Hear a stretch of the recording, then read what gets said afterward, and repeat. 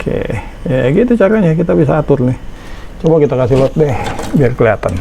Muatan yang ada di kapasitor ini, yang di dalam MOSFET ini, akan sebesar mungkin, secepat mungkin lari ke ground.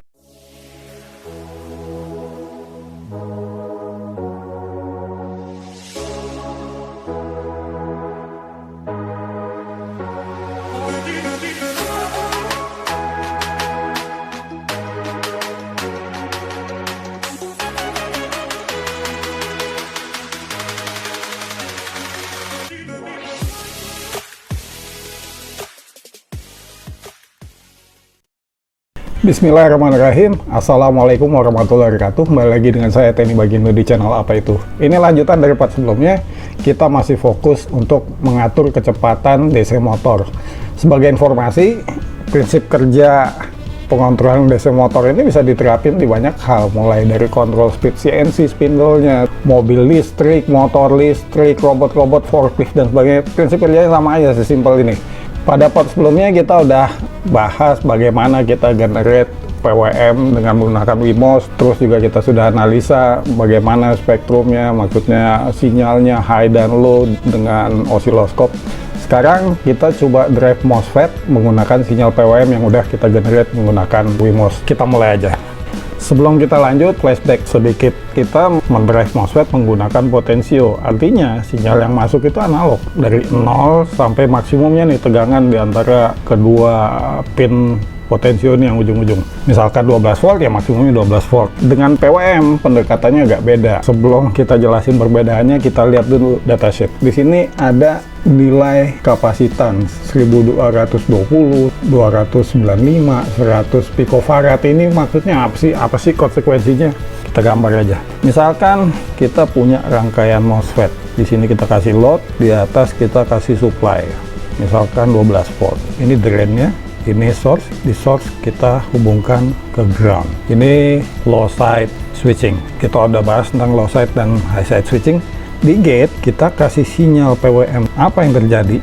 MOSFET ini sebenarnya antara gate dan source seperti ada kapasitor. Kita kasih sinyal high 3,3 volt, dia langsung nyala. Ada jedanya. Jedanya itu gimana? Kapasitor ini harus diisi dulu. Ini seolah-olah kapasitor. Begitu dia sudah saturated, sudah penuh, baru antara drain dan source ini konduktif. Arus akan bisa ngalir dari drain ke source, dari 12 volt ini ke ground. Kalau kita pernah bahas tentang rangkaian kapasitor dan hambatan RC, makin kecil hambatan maka kapasitor ini akan cepat. Artinya kenapa nggak kita kecilin aja, bahkan nggak usah kita kasih resistor di sini. Jadi kapasitornya ini cepat full sehingga dia cepat konduktif. Idealnya begitu, secepat mungkin dia bisa on, itu lebih baik.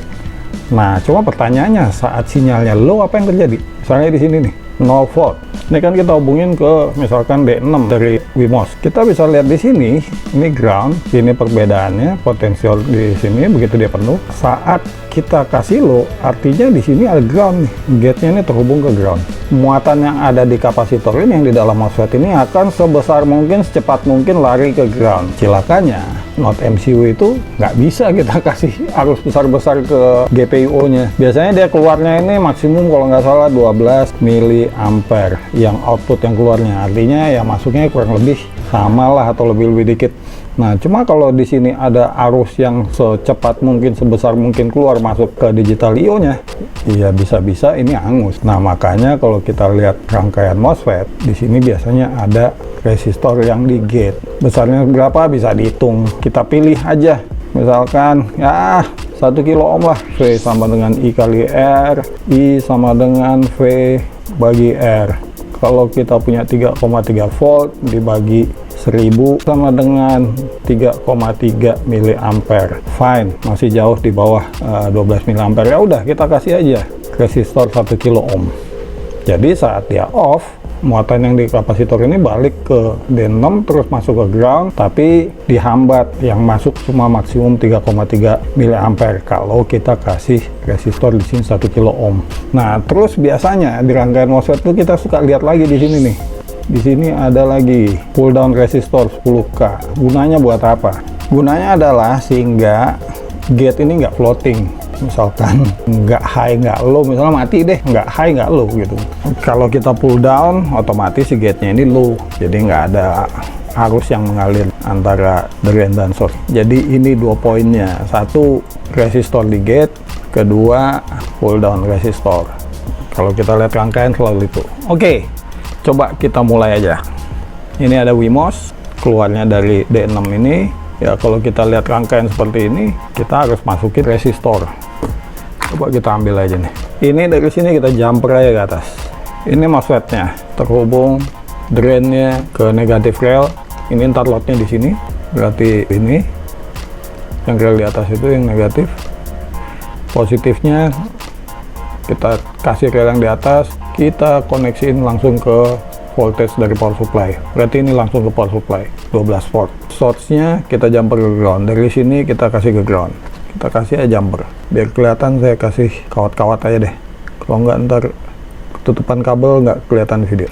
Base-nya biar kelihatan saya kedepanin, jadi ntar kita pakai ini buat masukin ke gate, bukan base, sorry. Nah tadi kita kasih 2, satu kita pull down dari gate ke ground biar nggak floating, terus kita perlu gate resistor 1 kilo ohm. Aduh ini kendor lagi, takutnya ini nggak connect nih. Dari sini baru kita jumper ke D6, jumper ke sini. Nah rangkaiannya jadi seperti ini. Ini coret-coret lagi, saya gambar lagi deh. Ground, ini gate, kita pull down, 10K, itu yang ini tadi. Terus kita kasih 1 kilo ohm lagi, baru ini ke D6. Oke, sinyalnya PWM ntar. Yang belum adalah kita jumper groundnya nih dari atas ke bawah. Kalau enggak dia nggak dapat common ground, nggak akan terjadi apa-apa. Ground, kita jumper ke ground yang bawah sini. Load nggak usah kita pikirin dulu. Terus di sini kita kasih flyback dioda, berarti arahnya ke positif ke atas. Kalau kita punya coil di sini, saat dia off dia nggak bikin jebol MOSFET-nya, tapi dia muter di sini sampai habis. Kita mau lihat tegangan di gate sama tegangan di sini seperti biasa. Yang biru ini dari bawah, kita bisa lihat tegangan di gate, berarti di sini. Satu lagi yang merah ini yang atas, kita baca voltage di sini, kita baca voltage di sini. Nah kalau ini voltage-nya cuma di antara sini aja, tapi kalau ini voltage dari gate sampai ke ground. Oke, kita nyalain. Nah masalahnya voltmeter ini cuma bisa baca kalau tegangannya di atas 0,5 volt, dan yang ini kenapa mati, dia cuma bisa nyala kalau tegangannya di atas 3 volt. Kayaknya kita perlu nyalain Arduino IDE biar kelihatan PWM nya seperti apa. Kita buka serial monitor. Oke, duty cycle, oh kecil banget, 7%. Ini kayaknya sekitar 30% baru nyala nih. Ini masih belum ada nilainya nih, karena masih belum lebih dari 0,5 volt. Jadi kalau agak tinggi, nah kalau dia 0,5 volt dia baru nyala. Oke, ini berapa duty cycle-nya? 23%. Dia naik,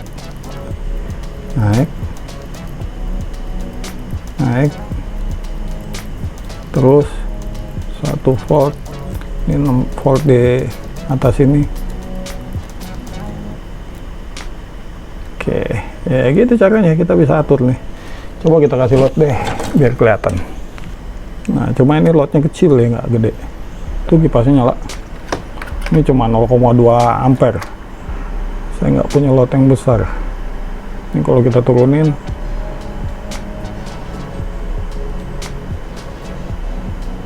tuh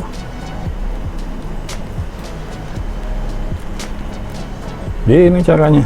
Jadi kita bisa kontrol speed dari fan ini menggunakan PWM.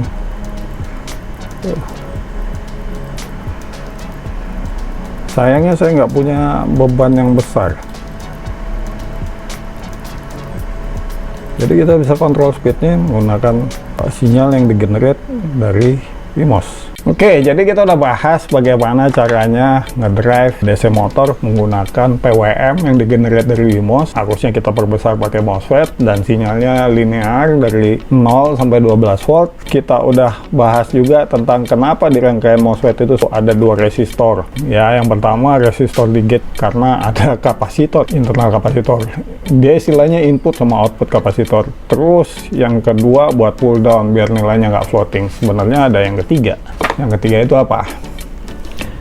Kita punya sistem 3,3 volt. Sementara kalau kita lihat di datasheet, voltage di gate itu maksimumnya di 4 volt. Artinya, MOSFET ini nggak akan benar-benar konduktif. Kalau kita lihat spesifikasinya bisa 30 ampere dan sebagainya, nggak akan terjadi kalau konfigurasinya seperti ini. Karena sinyal di gate yang masuk di sini cuma 0 sama 3,3 volt. Nah, artinya, agar kita bisa dapat nilai maksimum benar fully on, kita harus masukin sinyal atau tegangan di gate itu lebih dari 4 volt, idealnya 10 volt sih. Nah, gimana caranya? Itu jadi topik episode berikutnya. Ntar kita gunain transistor buat ngedrive-nya, terus sinyalnya seperti apa, konsekuensinya dan sebagainya, kita bahas pada part berikutnya. Oke, segitu aja. Semoga bermanfaat seperti biasa. Kalau ada penjelasan saya yang salah, tolong ditulis di komentar, tolong dikoreksi. Jangan lupa di like dan subscribe. Dan juga tolong iklannya jangan di skip. Assalamualaikum warahmatullahi wabarakatuh.